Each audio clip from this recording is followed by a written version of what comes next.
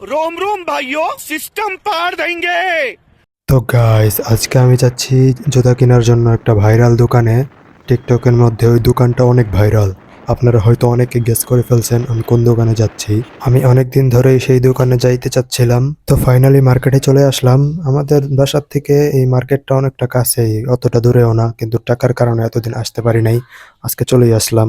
এই পায়ের ছাপগুলো দেখে হয়তো আপনারা বুঝেই গেছেন আমি কোথায় আসছি। তো চলেন এবার দোকানে যাওয়া যাক।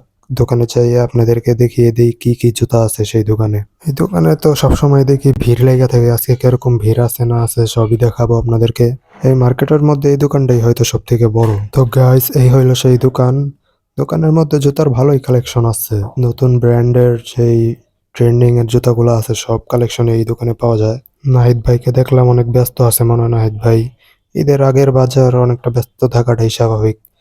তার সাথে দেখা করতে চাচ্ছিলাম। আসলে অন্য দিনের তুলনায় ভিড় আজকে কমই ছিল, কিন্তু ভাই অনেক ব্যস্ত থাকে, ভাইকে ডিস্টার্ব করলাম না। আমরা আমাদের মতন জুতা দেখবো এখন। তো আমরা কি জুতা কিনলাম সেটা দেখতে চাইলে পরের ভিডিওর জন্য অপেক্ষা করবেন প্লিজ।